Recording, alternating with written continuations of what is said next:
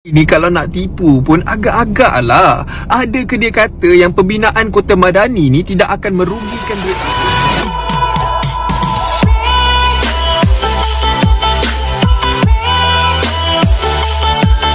Kalau nak tipu pun agak-agak lah. Ada ke dia kata yang pembinaan Kota Madani ni tidak akan merugikan duit rakyat kerana kos akan ditanggung oleh pemaju?